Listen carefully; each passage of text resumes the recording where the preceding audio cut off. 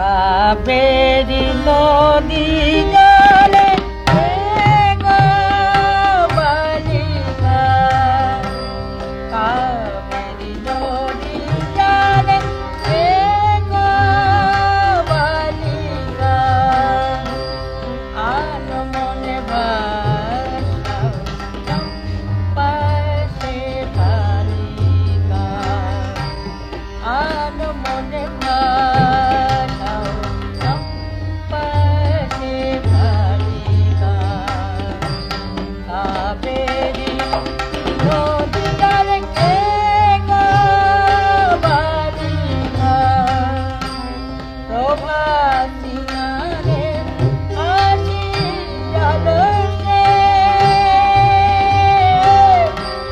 গঙ্গার জল কলসে,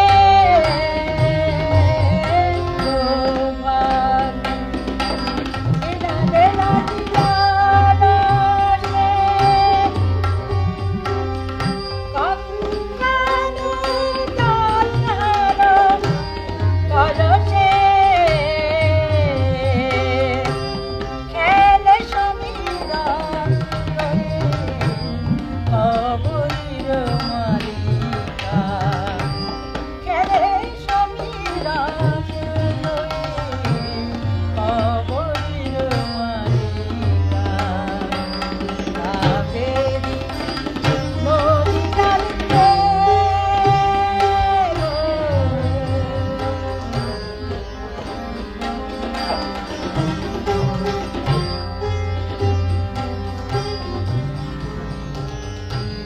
গলতে অনুরাগে না বারুণ রাগে, গলতে অনুরাগে না বারুণ রাগে, তব জল ঢাল ঢাল করুণ মাগে, গলতে অনুরাগে না বারুণ রাগে, তব জল ঢাল ঢাল করুণ মাগে, দিলাম রেবা নদীতে,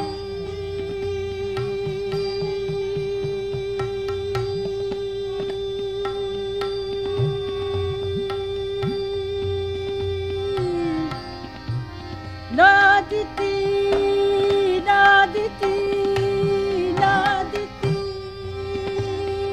রে, দিলাম রেবা নদীতে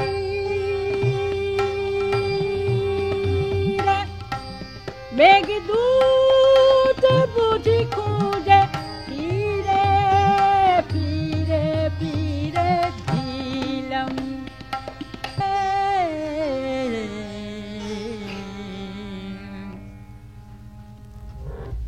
এ আর নতুন করে বলে দিতে হবে না, এ কণ্ঠ সুপ্রভা সরকারের, এ স্বর্ণকণ্ঠ বাংলায় আর কারো নেই।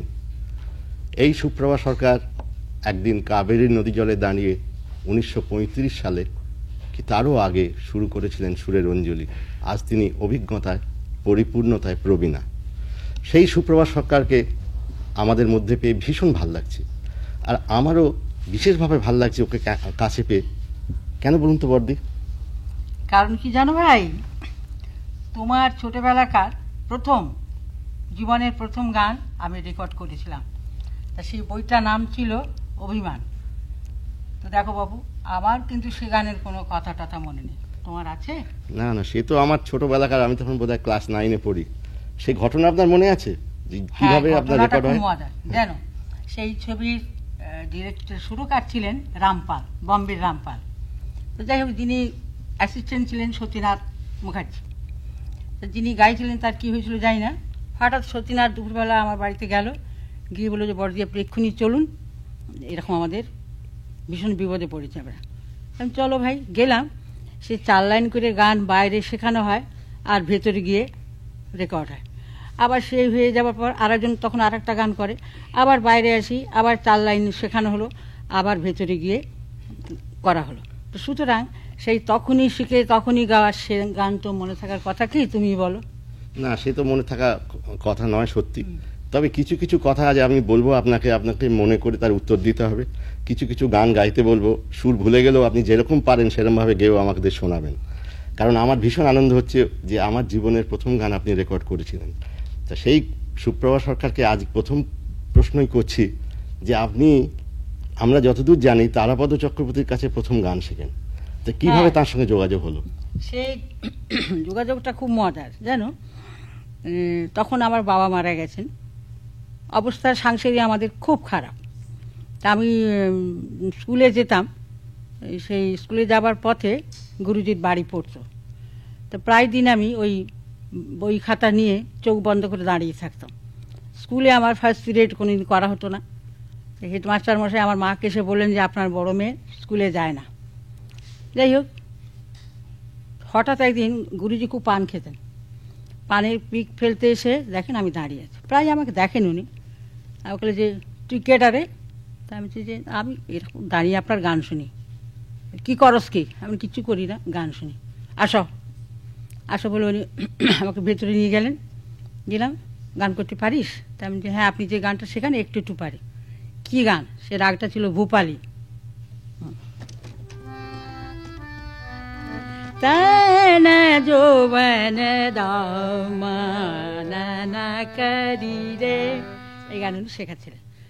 আচ্ছা, এই গান শেখার পর আমরা যতদূর জানি আপনি জীবনে প্রথম প্লেব্যাক করেছিলেন নিউ থিয়েটার্সের জীবন মরণ ছবিতে। আচ্ছা, ওই ছবিতে কি আপনাকে লীলা দেশাই নিয়ে গিয়েছিলেন না আপনি নিজেই গিয়েছিলেন গান না, গাইতে? আমি নিজে যাইনি, লীলাদি আমাকে, লীলা দেশাই উনি আমাকে নিয়ে গিয়েছিলেন। অভিনেত্রী লীলা দেশাই? হ্যাঁ, অভিনেত্রী গিয়েছিলেন যে এরকম তুমি ছবিতে গান করবে। তা আমি যে হ্যাঁ, কিন্তু আমার বাড়ির লোক, আমার মা, আমার আত্মীয় স্বজন এবং পাড়া প্রতিবেশী ভীষণ আপত্তি। ছবিতে গান করলে মেয়েরা ওদের থাকে না, ওদের বিয়ে হয় না, সমাজে পতিত হয়, এসব ব্যাপার। মা তো খুবই বেশি, আমার মা। তাই বললাম তুমি আমাকে মারো ধরো যাই করো, আমি কিন্তু গান করবই। মাকে আমরা খুব ভয় পেতাম, এখনও যিনি বেঁচে ছিলেন খুবই ভয় পেতাম। যাই হোক, জোর করে আমি ওখানে গিয়েছিলাম। যাওয়াতে প্রথম আমাকে নিতিন বোস ছবির ডাইরেক্টর ছিলেন, জীবন মরণ বই। উনি বললেন যে এ মেয়ে কি গান গাইবে, এ এখন শাড়ি পরে না, এ গলার ম্যাচুরিটি আসেনি, না এ হবে না। লীলা দেশাই উনি আমার সাংসারিক অবস্থা দেখে বা যাই হোক আমার প্রতি সহানুভূতিশীল হয়ে বলে আমি এর গলাই নেব। অনেক টাল বাহানা করে গান শেষকালে নেওয়া হলো। আর সেই সময় জানো এনটি তো বড় কোম্পানি, ওই একসঙ্গে 3-4টে বই আরম্ভ হতো। ধরো এই ফ্লোরে নিতিন বসুর বই হচ্ছে, ওই ফ্লোরে হেমচন্দ্র হচ্ছে, ওই ফ্লোরে দেবকীবাবু হচ্ছেন, ওই ফ্লোরে বড়ুয়া সাহেব, এরকম হতো। আর এক একটা বই হতো, বই শেষ হতে 3 বছর 4 বছর লাগতো। আচ্ছা, সেই সঙ্গে আপনি সেই সময় অনেক কটা ছবিতেই আপনি গিয়েছিলেন। ওই জন্য যখন দেখলো যে এই বাচ্চা মেয়েটা তো মন্দ গান করে না, ভালোই, ও বললো আমার এক ছবিতে একটা গান গেয়ে দাও, ও বললো একটা গেয়ে দাও। এই করে করে অনেকগুলো বইতে আমার একটু একটু গান করা আছে। যেমন মুক্তিতে আমি একটা কোরাস গান গেয়েছিলাম, সেই বড়ুয়া সাহেবের মুক্তি। না, প্রথম কোন ছবি আপনার মুক্তি পায়? প্রথম মুক্তি পেয়েছিল, এসবগুলো আগেই বেরিয়েছিল, মুক্তি, দিদি, এগুলো আগে বেরিয়ে রিলিজ হয়ে গেছিল, কিন্তু আমি স্বীকৃতি পেয়েছিলাম জীবন মরণ গানে বইতে। আচ্ছা, এই যে তখনকার দিনে আপনি গান গেয়ে প্রায় এক ঘরে হয়েছিলেন, তো সেই এক ঘরে অবস্থাটা আপনি জয় করে নিজের শক্তি দিয়ে, নিজের সত্তা দিয়ে আপনি যে গান গেয়েছিলেন, তা আমরা শ্রোতাদের পক্ষ থেকে বা আমার নিজের আবদারে আপনাকে বলছি, যদি মনে থাকে সেই জীবন মরণের গানটা একটু গেয়ে শোনান।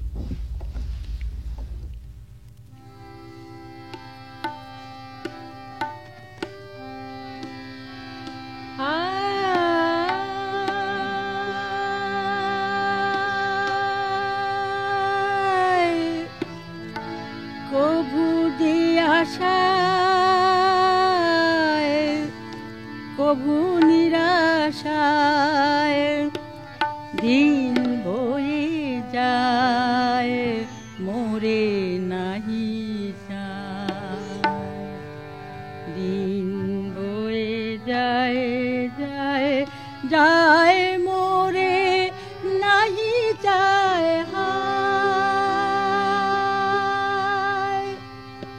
কবু দিয়াশায় কবু নিরাশায় আশায় দিন বয়ে যায় মোরে নাই যায়।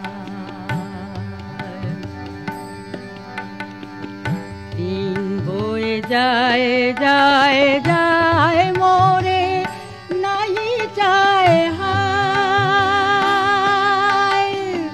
কবু ফোটে ফুল ভাবি সে কি ভুল, কবু ফোটে ফুল ভাবি সে কি ভুল। কখনো মিলন বিরহ বেদন দিন বয়ে যায় মোরে নাহি যায়। দিন বয়ে যায় যায় যায় মোরে নাহি যায়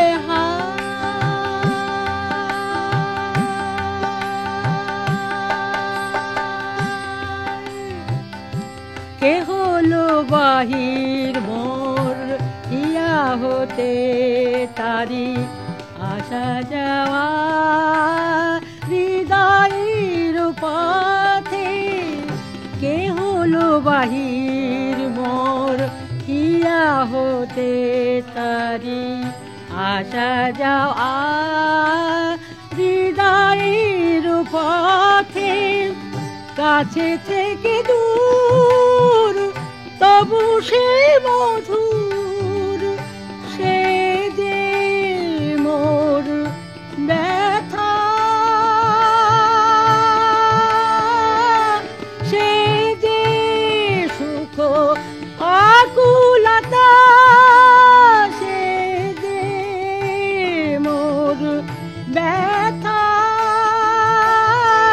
সে যে সুখ আকুলতা। দিন বয়ে যায় মোরে নাহি যায়। দিন বয়ে যায় যায় যায় মোরে নাহি যায়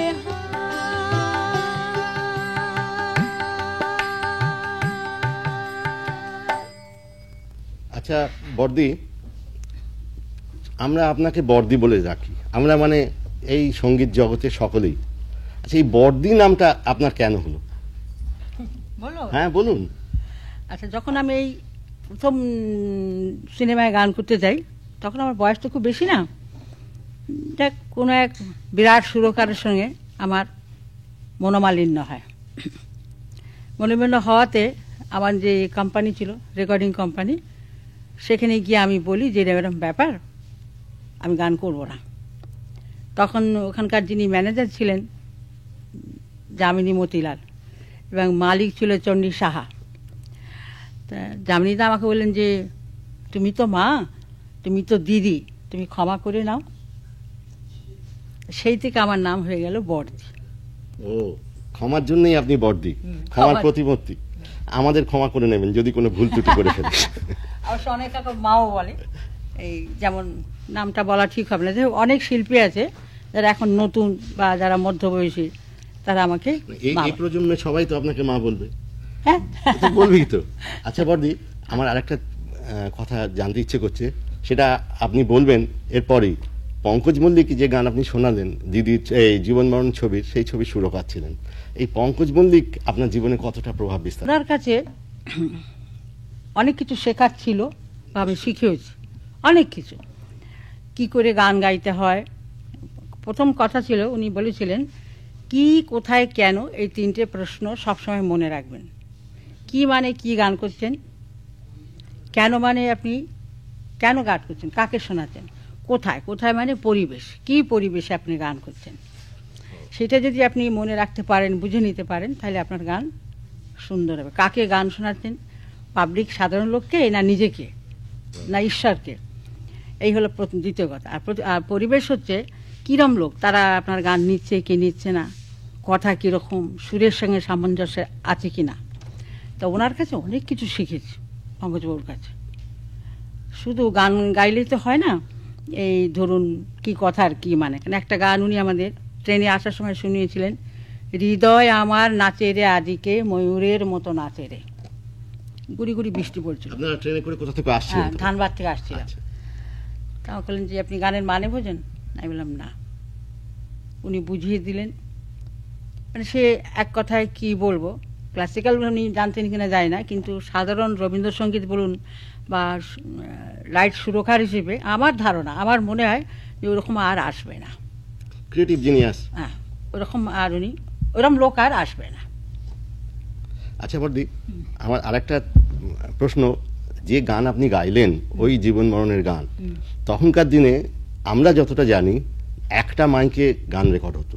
হ্যাঁ, সে খুব মজার। না, আপনারা কি করে সমস্ত যন্ত্র বাজনা, হ্যাঁ, কণ্ঠস্বরের ওঠানামা, মডুলেশন, এগুলো কিভাবে রেকর্ড হতো আপনার কি মনে আছে? ভাইটি বলি শোনো, এই দেখো এতগুলি যন্ত্র আছে, সব আলাদা আলাদা মাইক আছে। আমাদের সময় কি ছিল জানো, এই বড় বড় খড়ির দাগ। আচ্ছা। আর ওইখানে একটা খড়ি দাগ, এইখানে একটা খড়ির দাগ, এইখানে একটা, এখানে এখানে আমাকে দাঁড় করে দিল একটা মাইক, আর ওপাশে ওই সব যন্ত্রীদের বসিয়ে দিল, বেয়ালা এক ঢ্যাক নিয়ে সব বসিয়ে দিল।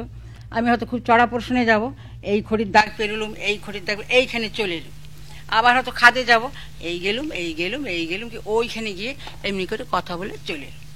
বাজনদাররা কি করতো, যারা বাজনা বাজান? বাজনদার হয়তো সেতার বাজছে, সে বগলে করে সেতারে নিয়ে মাইকের কাছে পিড়িং পিড়িং করে আবার তার জায়গায় চলে গেল।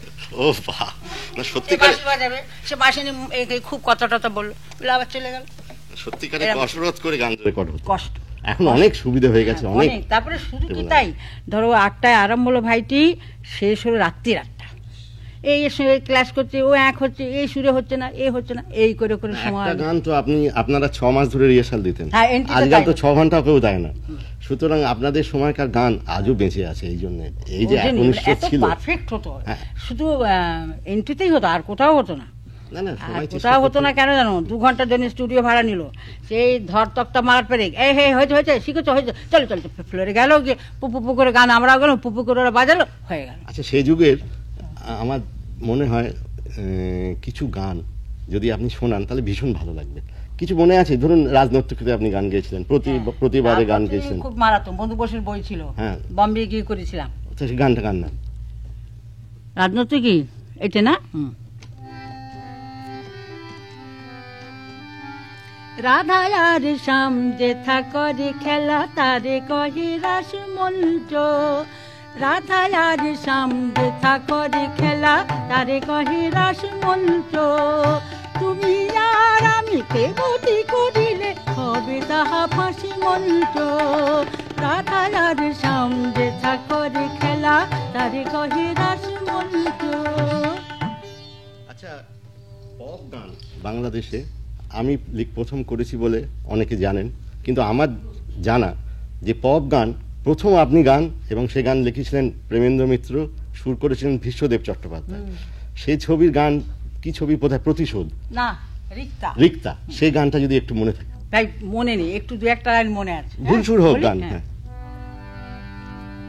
আরো একটু সরে বসতে পারো, আরো একটু কাছে, দূরে থাকা চলো না হয় বৃথা, চলো চলো নয়ন যাবে যাতে।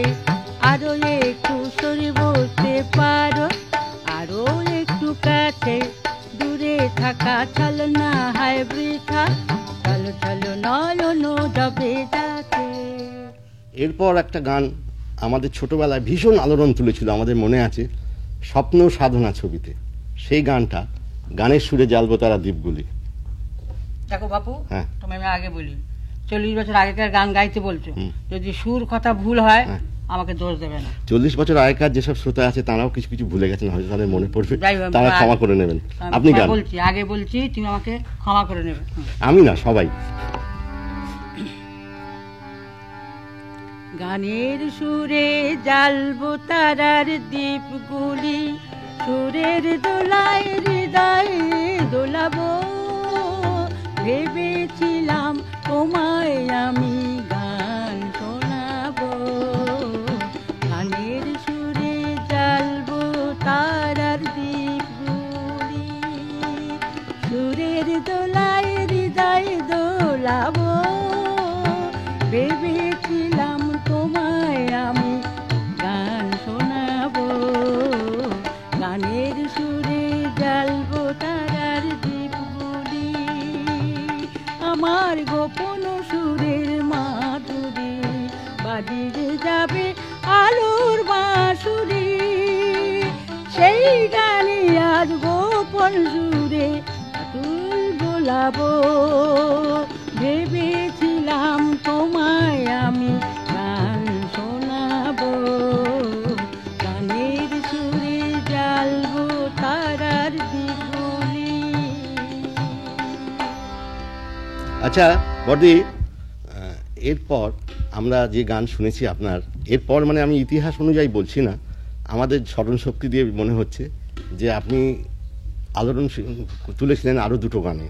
একটা হচ্ছে স্বয়ং সিদ্ধায়, সে গান মনে আছে? ভাইটি কি সব বলছো, গান কিছু তো মনে নেই, একটা গান একটু একটু মনে আছে। তাই গান, তাই গাইবো? স্বয়ং সিদ্ধা সেই গান। দেখো বাপু, আমি আগে বলেছি, এখনো বলছি, ভুল হলে দোষ নিও না। তু শক্তি দে দে মাতা, পঞ্চম, তু শক্তি দে দে মাতা, তু শক্তি দে দে মাতা, वही गीत मैं गाऊंगी जो, वही गीत मैं गाऊंगी जो सोए जग को जगाता, तू शक्ति दे दे माता, तू शक्ति दे दे माता, वही गीत मैं गाऊंगी जो सोए जग को जगाता, शक्ति दे दे माता। আচ্ছা, এই বইরই আর একটা গান একটু একটু মনে পড়ছে। হ্যাঁ, গান গান গান গান।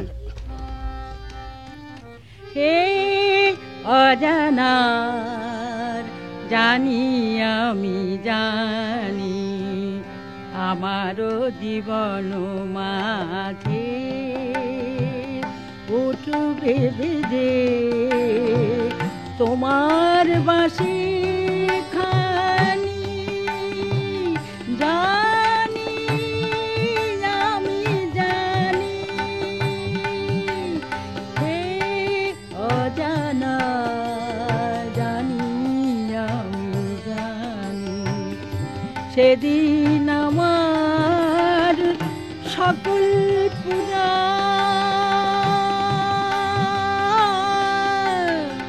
সেদিন আমার সকল পূজা, যারা আছে মোর পথের বোঝা, সেদিন আমার সকল পূজা, যাছে মোর পথের বোঝা, আপন হাতে নেবে সবাই, নেবে আমায় টানি, এই অজানা জানি আমি জানি, হে অজানা জানি আমি জানি। বড়দি, আপনি তো, আপনার কাছেই গল্প শুনেছি যে হাওড়ার আমতা জেলার মেয়ে, আমতার মেয়ে, জেলা নয়, হাওড়ার আমতার মেয়ে, এবং শ্বশুরবাড়ি আপনার বর্ধমান। তা আপনি এত সুন্দর বাঙাল কথা, মানে ওপার বাংলার কথা কি করে বলেন? আরে তাহলে শচীন কই দেব বর্মন। তোমারে, আচ্ছা, হ্যাঁ কোন? শুন না লো।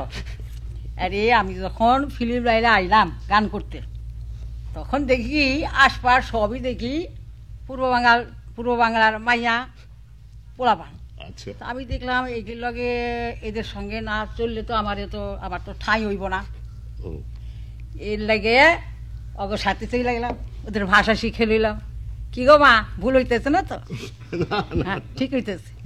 আচ্ছা, সেই সময়কার আরেকটা গান আমার মনে পড়ছে, অজয় ভট্টাচার্যের লেখা অমর গান, বাংলার বধূ বুকে তার মধু। হ্যাঁ, আপনি অনুপম ঘটকের। একটুখানি আপনি শোনান। মধ্যম।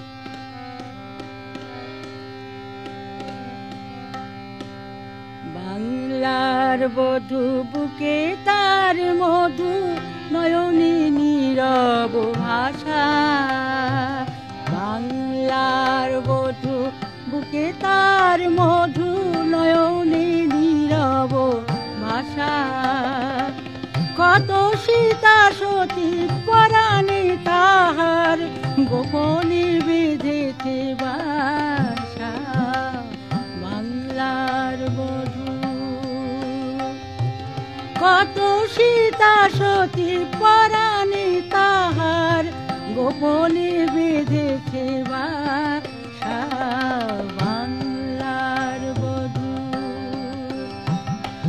শিবের পূজায় শিব সেজে পায়, শিবের পূজায় শিব সেজে পায়, পুতুল খেলায় বাসর সাজায়।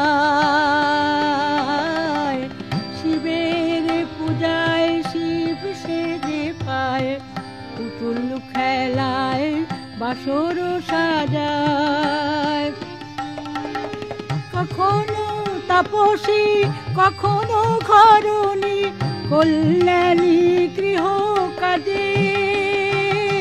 কখনো তাপসী কখনো ঘরণী, কল্যাণী গৃহ কাজে, বাংলার বধূ বুকে তার মধু, নয়নে নীরব ভাষা।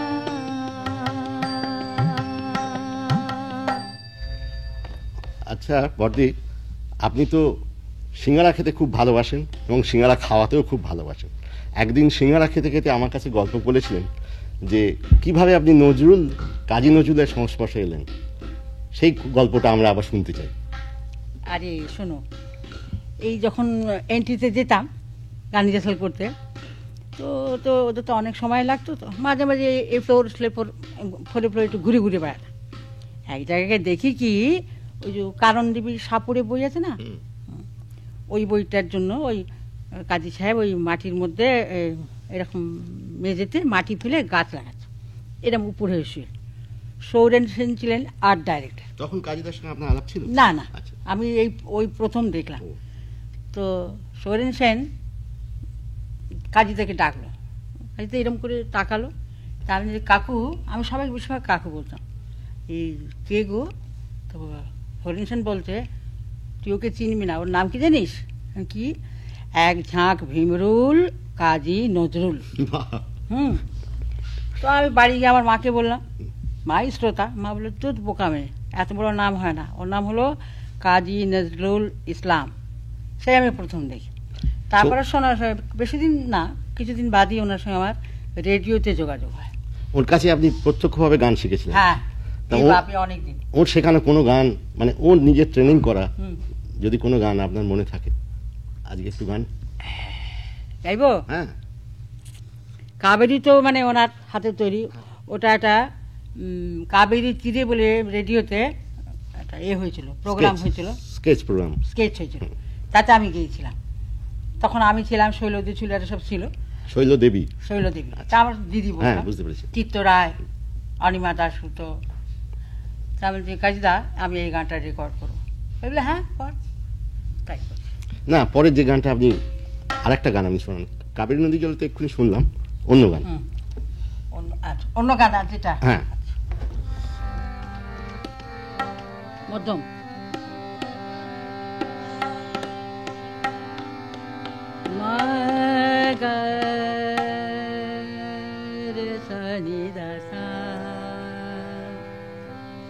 মগ মদনি দসানি দৌ মপদ গে সা।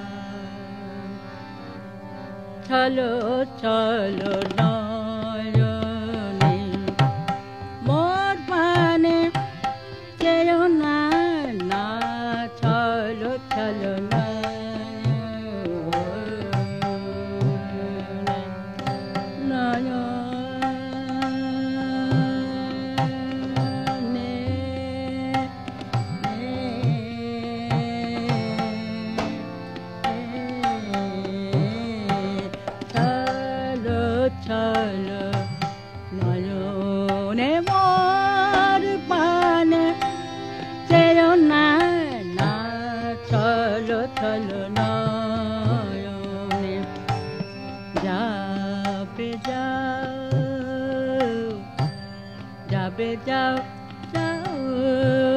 যাবে যাও ও আঁখিতে জল ভরে, যেও না না চলো চলো নয়নে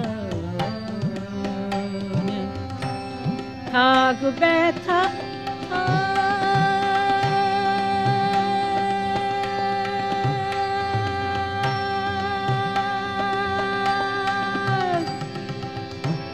ব্যথা থাক ব্যথা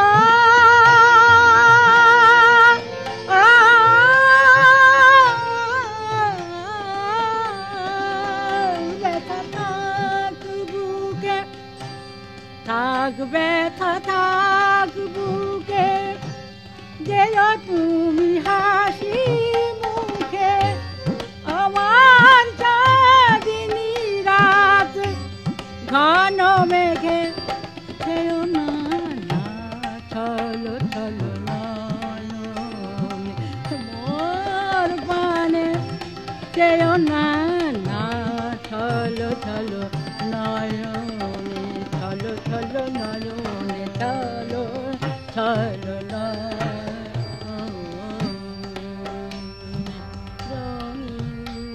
পেয়ালাতে তব রাখি জল ঢালি, বিষাদ করোনা না নেশা, জীবন ভরে ব্যথা ঢালি, বলিতে চাহিতে ব্যথা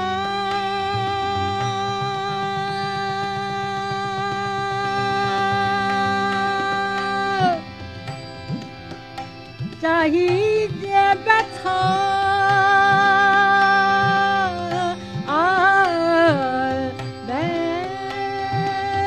ব্যথা, বলিতে চাহিতে ব্যথা, যেও না সেই ব্যথা করুণ সুরে বিদায় গীতি, গেও না গেও না না চলো চলো নয়নে মোর পানে, যেও না না চলো চলো নয়নে, চলো চলো নয়নে।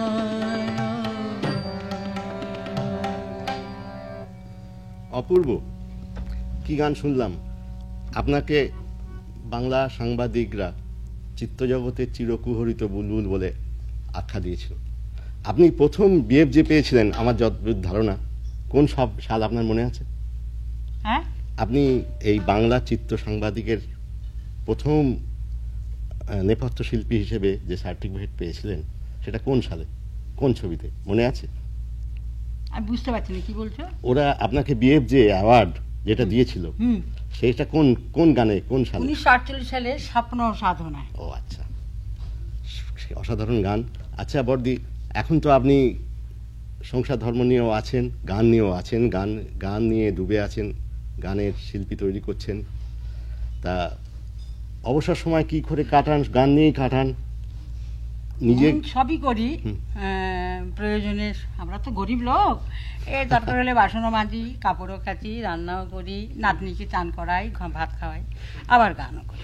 না, গান করেন, গান তৈরি করেন জানি। হ্যাঁ হ্যাঁ করি। তা নিজে কোনো গান তৈরি করেছেন? হ্যাঁ, নিজে গান লিখছেন তো এখন? আমি রেডিও যে ভক্তিমূলক গান গাই, বেশিরভাগ সে আমার নিজের গান। আমি নামটা অবশ্য বলি না, কারণ আমি ওখানে কি সব নিয়ম আছে ভাই, জানি না, অত ঝঞ্ঝাট আমি যাই না। নিজের গান অন্যের নামে গেয়ে দিই, অজ্ঞাত বলে দিই, এরকম করি। তা আপনার সেই গান আমরা শুনবো, তার আগে আমার একটা ইচ্ছে ছিল, আমরা ফেলে এসেছি, আমার মনে মনে খুব ইচ্ছে ছিল যে একটা আধুনিক গানের 2 লাইন যদি গেয়ে তারপর ওইটা গান শেষ করেন, ওই গানটা আপনার নিজের গান গেয়ে যদি শেষ করেন, যেটা আপনি লিখেছেন, আপনার মনের অবস্থা এখন যা, আমরা সেই গানের মধ্যে পাবো। আধুনিক গান 2 লাইন গান। আধুনিক গানটা ওই যে আমার যে হিট গান, আপনার সবচেয়ে হিট যে গান। আচ্ছা, পঞ্চম। পথে যখনই যাবে বারেক দাঁড়ায় ফুল বনে, দুহাত ধরিয়া দেব ফুল, দেব ফুল, দেব ফুল। পথে যখনই যাবে বারেক দাঁড়ায় ফুল বনে, দুহাত ধরিয়া দেব ফুল, দেব ফুল, দেব ফুল। তার বিনিময়ে কবু আহিব না কিছু জীবনে, নত আঁখি রহিবে ব্যাকুল, শুধু দুহাত ধরিয়া দেব ফুল, দেব ফুল, দেব ফুল। পাষাণ প্রতিমা পুজিতে কবে পেয়েছে প্রতিদান, তার লাগে মিছে অভিমান। তোমারে দেবতা করে রাখিব দূরে, বন্ধু ভাবিয়া কবু হব না আকুল, শুধু দেব ফুল, দেব ফুল। এত শোনো, তুমি তো আমায় জিজ্ঞেস করলে না এই হারমোনিয়াম কথাটা। না, সেটাই আমি আনছিলাম যে বিশ্ববন্দিত শিল্পী কে.এল. সাইগল আপনাকে প্রচন্ড স্নেহ করতেন। তা এই গান গেয়ে কি এইসব গান উনি শুনে গেছেন? হ্যাঁ হ্যাঁ। তা শুনে কি তার মনের অবস্থা হয়েছিল? আমি যখন ওই একটা প্রতিবাদ বলে বই হয়েছিল হেমচন্দ্রের, তাতে একটুখানি অসুবিধা হয়েছিল, একজন সাইগল সাহেবের গাইবার কথা না, তার ডিরেক্টর ওকে তৈরি করেছিল। তা ডিরেক্টর এসে বলেছে না এই সুপ্রভা গাইবে। তো আমি সাইকেলকে কাকু বলতাম, কাকু বলে তুই পারবি না গাইতে? আমি আমার তো বাড়িতে বাজনা নেই, কিছু নেই, আমি কি করে রেয়াজ করবো? বলে তো হারমোনিয়াম নেই। আমি না, তো এই হারমোনিয়ামটা কাজী সাহেব আমাকে সাইকেল সাহেব দিয়ে এসেছিল। এটার বয়স 45 বছর, 45 থেকে 50 বছর হবে। আমি ওকে একদিনও সারাই নেই, কিছু না, নামটা লিখে দিয়েছিলেন। এটা আমি কোথাও বাইরে বার করি না। আজকে আমরা দেখলাম এটা। আচ্ছা, এবার আপনি আপনার গানটা গান। আমার গান? হ্যাঁ, যে গানটা আপনার আজকের মনের প্রকাশ, আজকের মনের অনুভূতি, আজকের মনের ধারণা।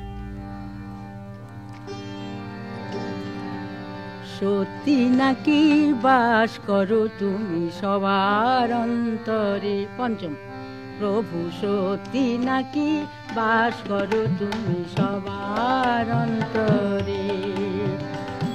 তবে কেন কেউ বা দয়াল, কেউ বা ভয়াল, কেউ চির দুঃখী সংসারে? তবে কেন কেউ বা ভয়াল, তবে কেন কেউ বা ভয়াল, কেউ বা দয়াল, কেউ চির দুঃখী সংসারে? সত্যি নাকি বাস করো তুমি সবার অন্তরে? তোমার নাকি প্রেমের বাসা মধুর বৃন্দাবন, প্রেমের রাজা তুমি নাকি রাধার হৃদয় ধন? তোমার নয়ন বলে তোমার বাসা রাধার চরণ তলে। সত্যি নাকি বাস করো তুমি সবার অন্তরে? প্রভু সত্যি নাকি বাস করো তুমি সবার অন্তরে? প্রভু সত্যি নাকি বাস করো তুমি সবার অন্তরে? তবে কেন কেউ বা দয়াল, তবে কেন কেউ বা দয়াল, কেউ বা দয়াল, চির দুঃখী সংসারে? সত্যি নাকি বাস করো তুমি সবার অন্তরে? প্রভু সত্যি নাকি বাস করো তুমি সবার অন্তরে? প্রভু সত্যি নাকি বাস করো তুমি সবার অন্তরে? তবে কেন কেউ বা ভয়াল, কেউ বা দয়াল, কেউ চির দুঃখী সংসারে? কেউ বা ভয়াল, কেউ বা দয়াল, কেউ চির দুঃখী সংসারে? সত্যি নাকি বাস করো তুমি সবার অন্তরে?